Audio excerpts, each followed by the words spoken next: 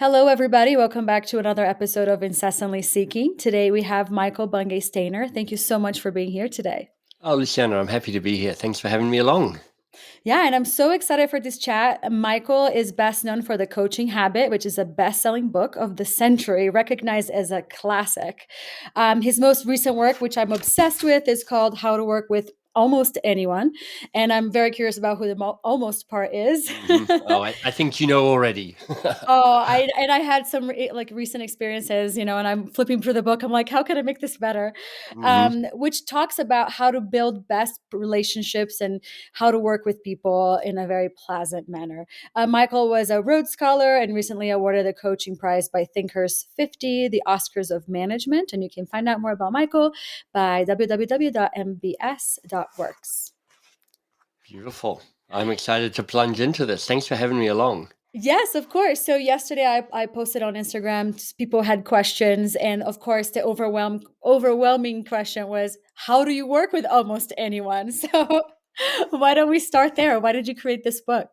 Well, it was really clear to me that, this is written for people at work mostly, although it has relationship wisdom that goes beyond work, I suspect.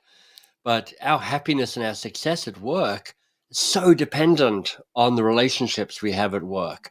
And if you're not sure if that's true, just think of one of the worst working relationships you've had and just how miserable that made you feel, how it made you doubt yourself, how you shrunk, how you felt diminished, how the quality of your work kind of shrunk.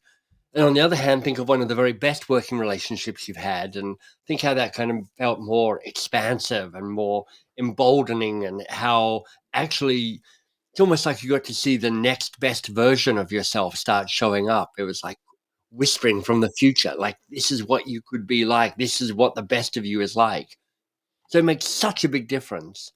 And for most of us, and you probably heard this in your Instagram followers, they're like, I just cross my fingers and I hope for the best. What can I do to actually actively make these relationships better? They're not all going to be great. I mean, they're not all going to be unicorns dancing around a field, burping rain. It'd be nice if they were, but that's just not reality. But all of them can be better. Not just the really good ones, not just the ones in the middle, even the ones that are really hard at the moment. There's a way that potentially you can make all of them a little bit better. And I love that. And this is what really drew me to the book. And as I mentioned briefly as I was doing your introduction, I experienced something like that this week, which is when you work with people that you have also in kind of your social realm. Like, how do you hmm separate friendships for professional works and Oh, how it's they, hard. really interfere with each other? Yeah, that is hard. And what makes it harder is most of it all lives underground. There's not a conversation about, man, this is hard. I'm your boss and I'm your friend. How are we going to manage that in a way that uh, ensures the work gets done, but ensures that the friendship survives through that? Because you may have had it. I've certainly had it where I've lost friends because I was like, you're amazing. I love you. Come and work with me. And then after 2 years, you're not amazing. I don't love you anymore. I need to fire you because, look, you're still amazing, but you're just not a good fit for this role. And they're like, right, well, you're dead to me, basically. So it is tricky. And at the heart of this book, Luciana, is this idea that if you want to build better relationships, I talk about the best possible relationship in the book, then you need to have a conversation about how you work before you Mm. plunge into the work. And when you're working with a friend and, you go out for a glass of wine and you start talking and you get excited and you're like, you're plotting and you're planning and you're kind of going all the stuff you can do, and you get swept up into that conversation and you don't stop and you go, hey, how are we going to do this? How are we going to do this in a way that brings out our best, yours and mine and ours? How are we going to avoid the trickiness, the messiness? How are we going to avoid our various flaws? Because we've all got our blind spots and our flaws. How are we going to fix it when things go wrong? Because every working relationship goes wrong. How are we going to negotiate the trickiness, in this specific case of you being my friend, but me perhaps being your boss, or you being my boss? How are we going to work around that? And I feel like most people go into any relationship just kind of like hoping for the best. I hope this works Exactly. out. But we're suggesting we should sit down and create a plan of how we intend to work together. Well, it's less a plan because there's nothing like a plan to go wrong as soon as you start trying to enact a plan. I mean, that old joke, the way to make God laugh is tell her your plan. So it's like, yeah, that's not going to be how it actually plans out. But it is a conversation to say, look, how should we best work together? Right. And so in the book, I talk about it being a keystone conversation, this conversation about that. And I suggest 5 good questions that you can ask and answer so that you get a better sense of who that person is across the table from you and they get a better sense of who you are. And it gives you the best possible chance of shaping a working relationship that will thrive and survive. So, what are those 5 key questions? I think our listeners would really benefit from that. Sure. So um, the first one, and it's a really good place to start, is the amplify question. And that question is, what's your best? What's your Mm, best? And it's a slightly awkward way of phrasing it in English. What's your best? And I did that deliberately because I wanted to stop people and go, wait, what do you mean by that? It's not asking, what are you good at? I don't think that's actually a very good or a very helpful question. It's not even asking, what are your values or even what are your strengths? Often people know what their values and their strengths are. But I mean, if you told me your values right now, Luciana, I'd be like delighted. It would tell me a little bit about you. It wouldn't tell me really how to work with you. I mhm, wouldn't I wouldn't know what to do with that. Whereas when I'm asking what's your best, I'm asking when do you shine? When do you flow? In that flow state that people talk about is a Czech psychologist. Everybody mispronounces his name, including me. So I mispronounce it Mihai Csikszentmihalyi. And he talks about the flow state and when you kind of light up and time speeds up and slows down and you're working on stuff you care about and you're kind of growing and stretching. It's like amazing. And when you shine is more a kind of outside in thing where you're looking at somebody and you go, oh, your eyes are lit up, you're enthusiastic, you're kind of, I can see your flame right there. And if you told me your values, I'd be like, okay, interesting. Or you told me your strengths, I'd be like, all right, okay. I can't quite remember what strength finders' strengths are, but great. But if you tell me times when you shine and when you flow, I'm like, oh, I really start to get you. I'm mm, really seeing you in this moment where you're like lit up. And I want to hear it. It's not boasting. I want to hear it. I want to understand how I can bring out the very best in you. And I want you to understand what the very best of me looks like. Because if we are both showing up like that, the work is going to get done and it's going to get done well. mhm. The second of the 5 questions is called the steady question. And the steady question is, what are your practices and preferences? Because we all just develop these little habits and these little preferences and these little technology biases, and so we all work in slightly different ways. um you know I look at you, you look at me, and we're like, we're kind of the same, aren't we? But in fact, there's all sorts of little things that we need to talk about just to make sure that we understand the mechanics of how we show up. Even before we hit record, you're like, Michael, how do I pronounce your name? Mhm. Because Michael Bungay Stanier is, you know what? I'm glad you did, because Michael Bungay Stanier is my name.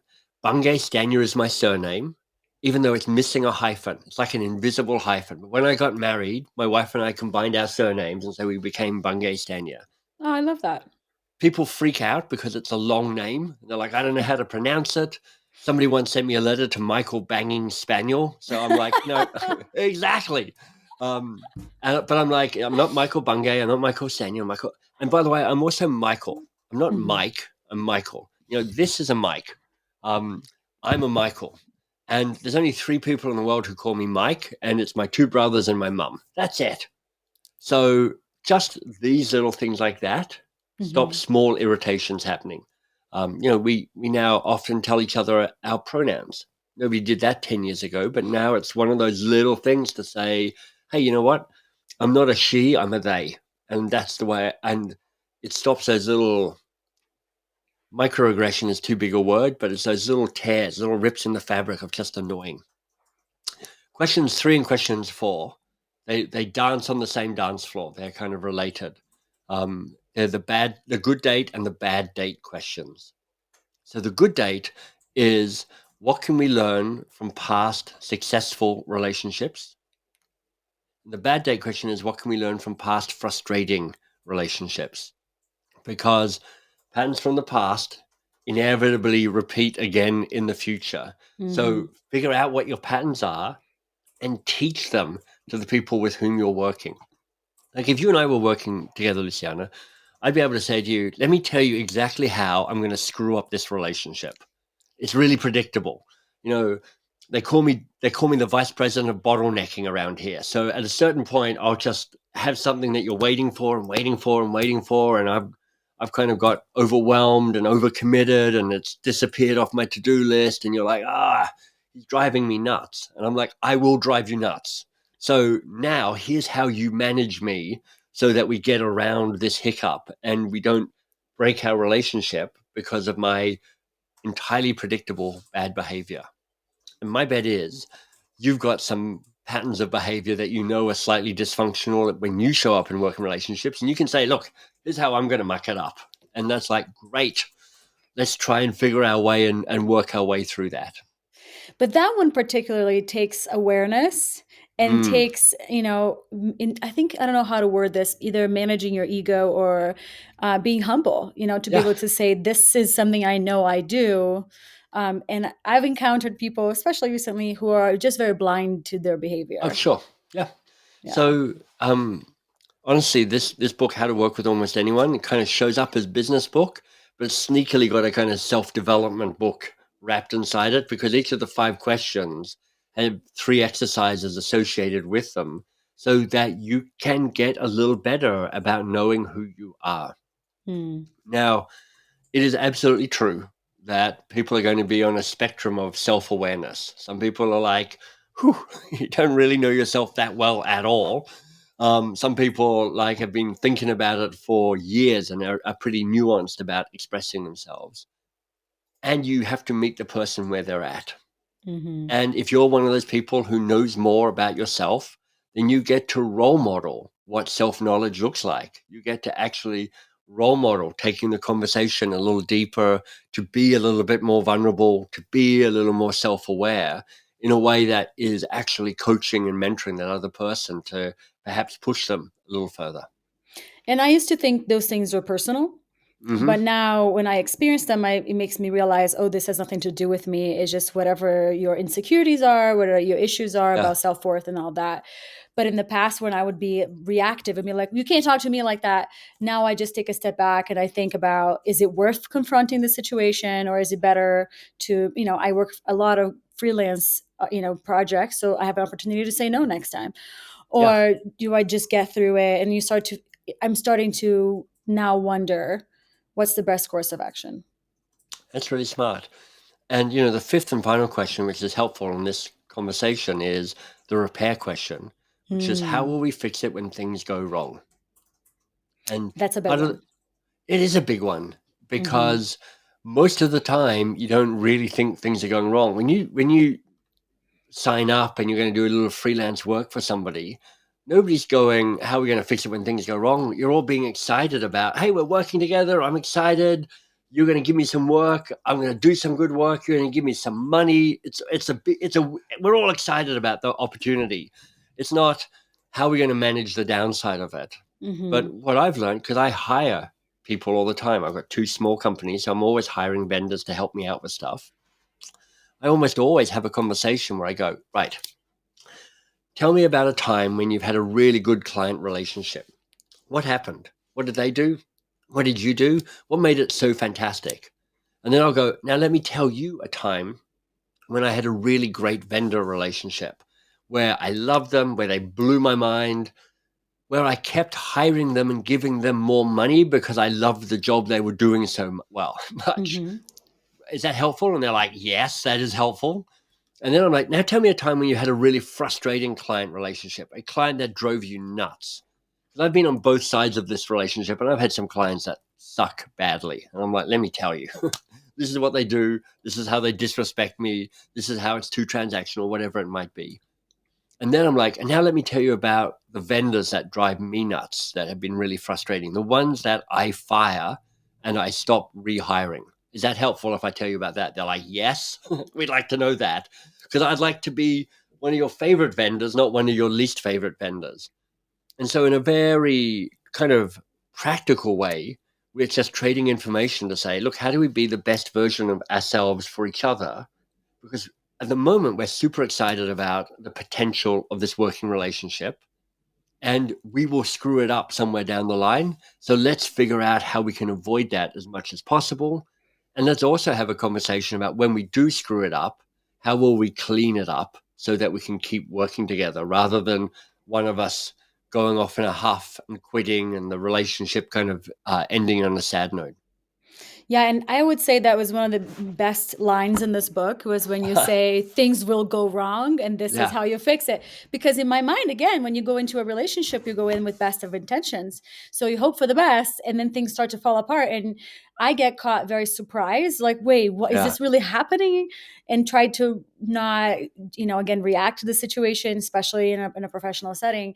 So it just takes a lot of processing time in real time of what's happening yeah, for you to find the best course of action. So let's dive into this repair. I want sure. to hear maybe some more strategies that you can like share with our audience. Like, Perfect. how can we, as soon as things start to go away, kind of Yeah. turn the ship?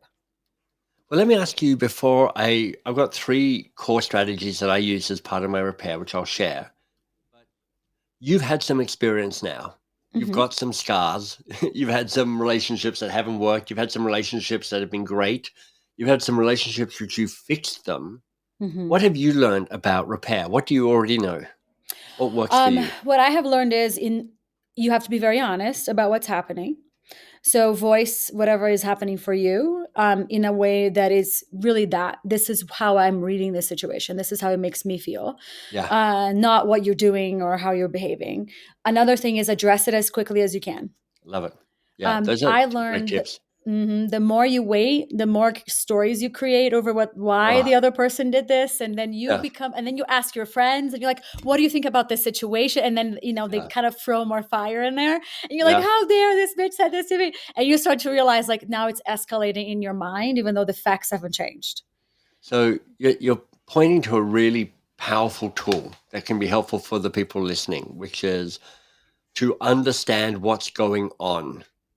And here's the tool I use in it. It's based on something called nonviolent communication by Mm-hmm. a writer called Marshall Rosenberg. And he says this: all that stuff in your head about the situation falls into one of four different buckets. It's either data, the facts, Mm-hmm. it's either feelings, how you're feeling about the facts, it's either judgments, which is kind of your opinions about how you're feeling in the facts, and it's about what you want or what you need, the request you want to make. And the problem is, in our heads, all of this gets kind of mushed up. It all sounds and feels the same. Particularly data and judgments. Like your judgments, your opinions sound very, very much like data to you because it's in your head. It's your thoughts. You're like, I'm wise. This isn't me making stuff up. This is the truth. And I'm like, but is it? So it's really helpful to like almost in a sheet of paper, just go, well, what are the facts? What are the things that, could only be admitted to a court of law as evidence? What's amazing is that there's always fewer facts than you realize. There's always less data than you realize. What fills the room are these combinations of feelings and judgments. That's all the conversations with your friends. There's like there's no data in those conversations. It's all feelings and judgments showing up. So I work off a simple palette of five different feelings: mad, sad, glad, ashamed, and afraid. Hmm. Excuse me. And I like that because they kind of give me the kind of most of the choices that I need: mad, sad, glad, and they rhyme so I can remember. Mad, sad, glad, ashamed, and afraid. And then judgments. I've got judgments about the other person. I've got judgments about myself, and I've got judgments about the situation.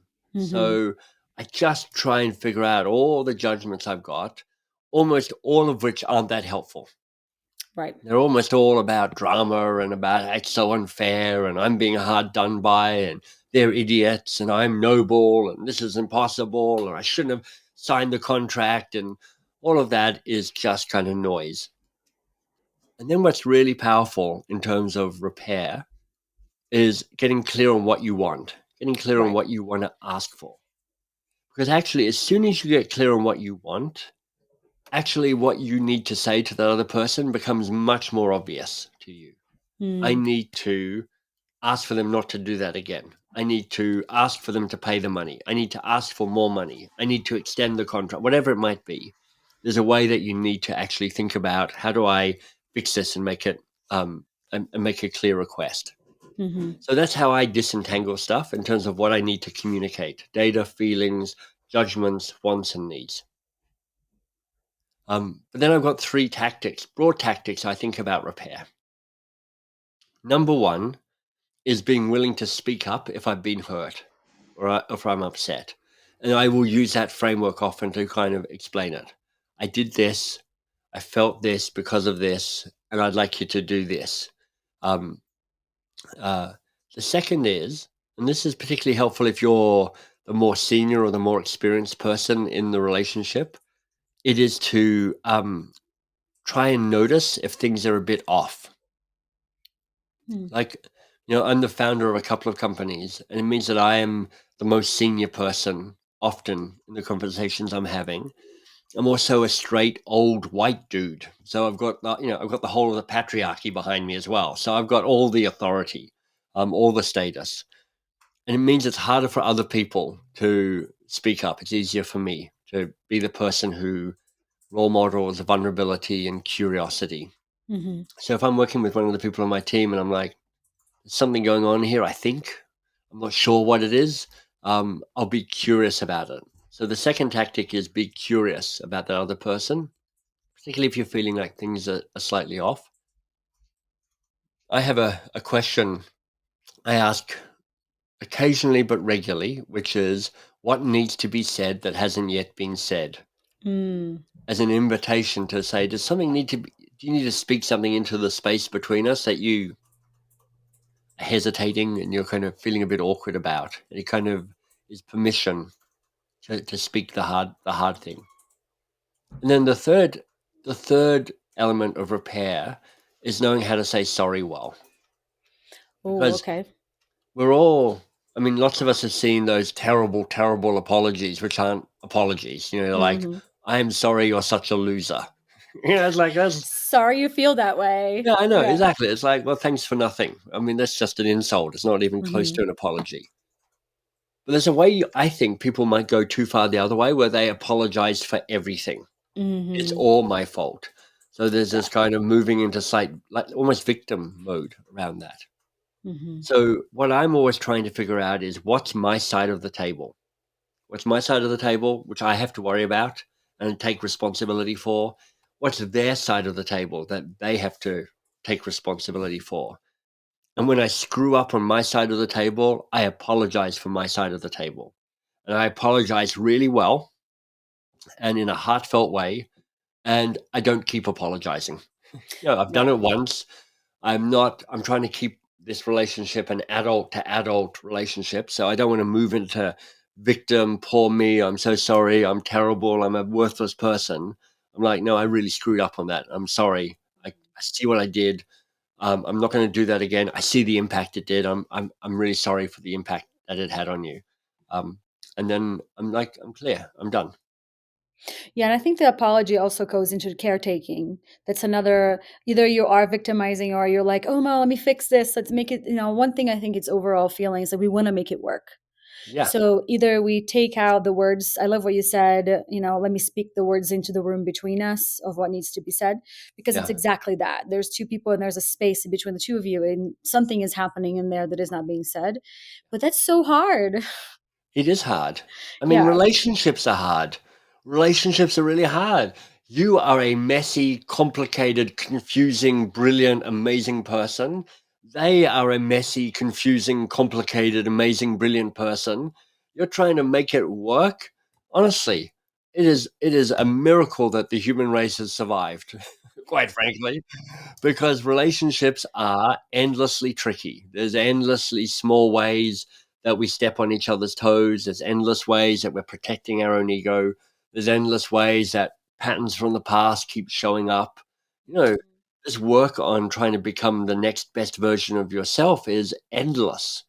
And that means that your work on trying to build better working relationships is endless. And it is rewarding. It's hard skills, soft skills. We've all heard that. Although I heard the other day, the origin of that is it was actually in the military. Hard skills were actually dealing with hardware like tanks, and soft skills were the other things. But this is why this stuff is so important, is because it's tricky, it's complicated. But if you can get halfway decent at it, it makes you stand out and it makes you flourish. Yeah, because if your relationship flourishes, especially in your professional realm, then your work flourishes. Exactly. Work happens through people. Right. Lots of people have heard the saying, people join organizations, but they leave managers. So you Mm. don't want to have that manager and you don't want to be that manager. But that means, can you work with people? And I love that. I feel like some of the things that you said about identifying people's best, that's something I excel at whenever I'm in charge and I have a project that I'm working on. That is my first question. What are you best Beautiful. at? What are you Yeah. good at? Yeah. And people, some are very aware and they would say things like, I prefer this. So I'm Yeah. like, okay, let's try that and see how that goes. And every time that I assign someone an area that they choose or they say they prefer, I have never had an issue. Everybody excels That's every beautiful. time. Now, once we prepare, right? Let's talk about the Yeah. 6 principles of maintenance. Now you Sure. have a good relationship. How do you keep it going? Which I think it's Yeah. is a challenge in its own. First, it's Ah, hard to get it, then it's hard to fix it, but keeping it going, I think, is the hardest. I mean, there's a reason you look at people who've been married for 40 years and you're like, nice job. Like How did you how? how did Yeah. you do that? Yeah, exactly. And I've been married 30 years, so I feel like I've got some wisdom from that experience, not to mention just a whole bunch of luck from that experience. But one of the things that helps relationships have longevity is an ongoing commitment to maintenance. Like every living thing, whether like gardens need to be cared for and pruned and mowed and looked after. Cars need to be done. Very Animals, your true. pets, like everything needs ongoing care. So there are in the book, there's a whole section around maintenance, and there are three kind of principles, kind of mindsets almost, and then there are three practical ways to kind of do maintenance. So the three mindsets are: stay curious, stay vulnerable, stay kind. So staying curious is kind of an open heart, which is or open head really, which is like I I it's so easy to think you know the other person and you know what's going on. And so often you don't. You just projected it onto that other person.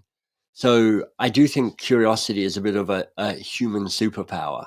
And if you can just stay curious about what's going on the other side, what's really making that person kind of get up, what they're struggling with, what they're alive with, that's really powerful. That's an ongoing part of maintenance. Then there's staying vulnerable, which is around you being willing to share what's going on for you as well. A key part of this idea is that this is an exchange of information between two people. And there's always power involved, there's always a power differential. So you want to be aware of that, and you want to be vulnerable. And then the third one, the kind of the open-hearted or open-handed, I guess, is around being kind, which is to say, mostly people are doing their best. Mostly people are giving it their best shot. Uh, you can still hold people to account. You can still be disappointed in people, and you can do it in a kind way, or you can do it in a mean way. So do it in a Mhm. kind way, because um, anything done in a kind way does less damage to the relationship than anything done in a small-minded or a mean way. Yeah. I see that seems to be landing with you. What's What's Yeah, true about that what's for you? coming up for me is that, when people get angry in relationships of any kind, be it professional or personal, people tend to just explode. A lot of that Mhm. happens, but one thing for me in my personal relationships, it's that's also professional is also true. It's like I never cross a line and I Right. don't admit I that for me there's a boundary there that you speak with me with respect always. Yeah. And when that is crossed, it's a big problem for me because I remember everything. So you can't take it back. You No. know, I'm divorced. I was married. My ex-husband used to yell and do all sorts of things and then apologize and expect everything to be okay. He's like, "Well, I apologize." And I'm like, "But I still remember everything you said." Yeah. It doesn't matter if you were angry. Like that, like you said, that takes a detriment to the relationship. And some Right. things maybe are not repairable. And so imagine you and I are working together and we have this keystone conversation and you say, let me tell you about my answer to the bad date question when Hmm. things, what can I learn from past frustrating relationships?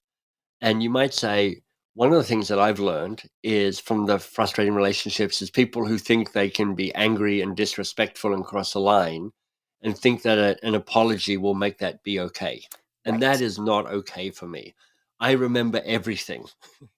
So if Yeah. you speak disrespectfully for me, that leaves a permanent stain on this relationship. Now, if I was hearing that from you, that I'd be like, that is very helpful indeed. Okay. Because I'm like, she remembers everything, right? So I want to be mindful about my words when I'm working with Luciana. I can't allow myself just to kind of lose it and start being, cruel or nasty or abusive or whatever it might be, because an apology won't fix it. Right. But on the flip side of that, if we sit and work it through and say, "This is what happened. This is what happened," like then it's done. Like I won't bring it up. I won't hold it against Right. you ever again. But it takes accountability for me, Yeah. and it takes genuine apology. So when you said that, I thought that was a great example too, because I've had a lot of people, including one of the relationships I had a couple of years ago, when this person turned up 2 years later to apologize and say, "Oh yeah, nobody deserved that," and I'm like, "You don't even know what you're apologizing for. You just want to disturb my life. Go away." Yeah. So you start to exactly what you said. It's so clear. It's almost more of an insult Right. when So they how will we fake fix it when apologize. things go wrong? The repair question is Hmm. also a potentially interesting one there, which is like, so if it goes wrong, here's how you make good with me. Clearly, I would guess from what a little bit you've told me, which is like showing up with a casual apology won't hack it. Right. But I'd be like, so how would I make it up to you? What is the action? What are the words that would show you that I was contrite and I wanted to rebuild the relationship? And if we were working together, I'd be like, I'm trying to figure that out. Hmm. Is there a way back, or is the once the bridge is burned, is it burnt and we're done? And like I'll Right. never see you again. And that's what this conversation gets you into, is actually Mm. trying to figure that stuff out, because it's useful to understand it at the start or at the beginning or wherever you're at in the relationship. But really, the power of the Keystone conversation, Luciana, is that it gives you permission to keep talking about the relationship. You're allowed to keep checking in on the health of the relationship. I'm allowed to keep going. Hey, Luciana, have I burned any bridges? How are we doing, you and me? Is there anything that needs to be said that hasn't yet been said between you and me? In case I've just inadvertently said something or done something that has upset you, or even if you've misinterpreted it, like you didn't have breakfast for 2 days, so you came and you're grumpy and angry and low in your blood sugar, and you misunderstood something I said, and there's a way of us potentially repairing that. Yeah. I love that. That happens a lot. So I talked about in terms of maintenance, I talked about the three mindsets: stay curious, stay vulnerable, stay kind. Then there are three actions that you can do to help with repair. It's adjust always, repair often, and reset as needed. So adjusting always is just to say, look, you just keep checking in on how the relationships are doing, because it doesn't take much for it to go slightly off course. And the more you can adjust, the more quickly you can bring it back on course. You said this yourself. You said, like, if we're going to, if something goes wrong, talk about it early, not late. That's adjusting always. Repair often. Um, my working hypothesis is there's all these little misunderstandings that happen regularly between two people. Not really my fault, not really your fault. It's just the hard trickiness of human relationships. So checking in and going, is there anything we need to stitch up, repair, kind of get us back to being as good as we can? Really helpful. And then adjust as needed means occasionally it's like, look, we've got to start again, or we've got to finish this. This doesn't work. We are broken. And I don't think it's worth going back. So there's a way to say, can you fight well? Can you end well? Um, this book isn't about saying maintain every relationship and keep them going as forever. It's like, you know, try and build the best possible relationship, and that includes sometimes finishing relationships. And I think that's very important to say because Yeah, at least I was raised in the sense of like, you don't leave people behind and you end up right. having dragged on relationships that no longer serve you and those people no longer treat you with the respect and, care that you need. Yeah.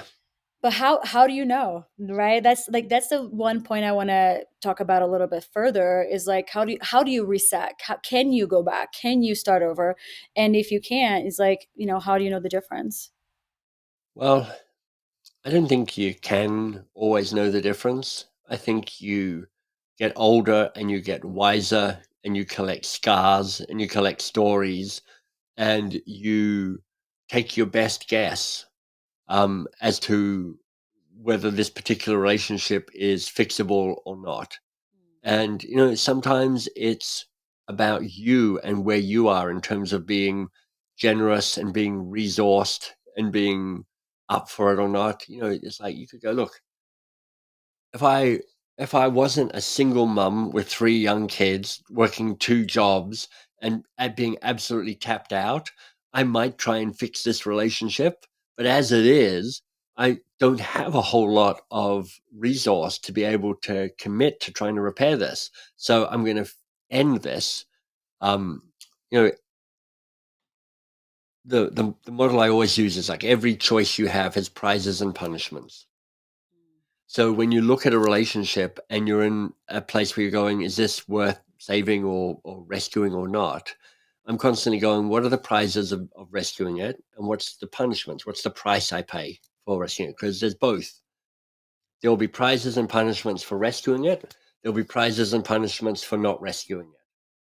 So what you do in the place you are is you take your best guess and you look at one. I'm not going to do anything. I'm going to let it go. Look at the other. I am going to try and do it. I'm going to try and invest in it. And then you weigh it up and you try and take your best guess and you commit to an action. And what I love about what your description of how to is I think a lot of us rely on our emotions more and be like, Right. well, I feel this way and that's that versus do a really like an analysis that is more of a mental like work of looking, okay, what is and it seems like through our entire conversation, and correct me if I'm wrong, there is this constant like analysis, awareness, reflection, that really makes relationships that you want to foster and you want to keep work. Yeah. It's not like let's hope for the best and see how it goes. And it's also, to your point, it's not, well, if it doesn't work, whatever, just abandon it and move on to the next relationship. It actually says, look, the book is called How to Work with Almost Anyone, which is like by far the best book title I've ever come up with. I mean, it's a great book It's title. great. Yeah, it really is. Everybody loves it. I love it too. So there's going to be those almost people where you're like, that person, no, I'm not going to, either there's too much water under the bridge. They're a bit of a sociopath. I'm a bit of a sociopath with them. I mean, who knows what it is? But there's some people where you're like, this is not worth it. Um, but that leaves everybody else. And what I hope in part is that people are brave enough to say, this relationship is not perfect and it's a little tricky, and I'm still going to do what I can to build the best possible relationship with them for their sake and for my sake and for our sake and for the work's sake. Um, and there's a lot of reasons why people can go, this feels a bit weird, a bit too hard, a bit too awkward, a bit too, I don't know, touchy feely. And I'm like, yeah, it will be. Certainly the first times you do it, it's a little Mhm. awkward. That's why in the book it's so practically written, which is like, okay, here's how you run a keystone conversation. Here's what you say at the start. Here's what you say in the middle. Here's what you say at the end. Because I want people to feel that it's possible for them. And my request for the folks listening is to say, look, be the person who reaches out, be the person who starts this. Somebody said, nobody likes to be the first person to say hello, but everybody loves to be greeted. So be the Mm. person who greets the other person and says, look, I want us to be human to human in the way that we work. And one of the ways that that happens is we build the best possible relationship between us. I think this is a perfect place to stop. We ran full circle in the title of the book, and everything in between is a really like heavily dense book with a lot of knowledge. And I really recommend it to anyone who is trying to improve all their relationships, including the ones with themselves. I Mm-hmm. think it starts there. So thank you so much for being here today, Michael. And where can we find you if we want to hear more about your Oh, wisdom? thanks. So look, if you're interested in this book, bestpossiblerelationship.com not only gives you the 5 questions that you can download, but you can actually see me in a video role modeling a Keystone Conversations. You can kind of go, oh, that's what it looks like and sounds like. It's a genuine Keystone conversation between Ainsley on my team, who I just promoted to a new role. So we were figuring out how we work together in that new role. And then if Mm. you want more general information about me and also additional resources connected to my other books, my website is mbs.works. mbs.works. And I'll make sure everything is listed on the episode notes. And if Thank I you. can make a suggestion, the Yes. next book maybe should be How to Stay Married for 30 Years because we all Oh, would like to know. I tell you one of the things I most love around a description of a successful marriage. This isn't my words. This is somebody else's. I said it's when each person feels that they're getting the better half of the deal. Mm, I feel like I'm getting the better half of the deal with my wife. She says the same about me, and I think that points to a level of appreciation that is part of the secret of getting married for 30 years. Plus luck. There's part of it's just you get lucky with the right person. and somebody who really wants to do the work and improve themselves and their Yeah. relationships. I mean, there's a way that you can do the work where you keep coming back to each other. Where I was when I met my wife, I was 25, she was 36. I'm now 55 and she's now 66. Like, we're pretty different people, but we keep coming back to each other. But there's also just reality that, sometimes you meet somebody and you're perfect for a while, but then you just are on different paths and it's not anybody's real fault. It's Right. just a way that we're like, you just didn't get the chance to find your way back to each other. So it's luck and it's also work. I love it. And I will buy that book too. Thank you so much for being here today, Michael. My pleasure. Thanks for having me. Oh, I had so much fun. Good. Me too.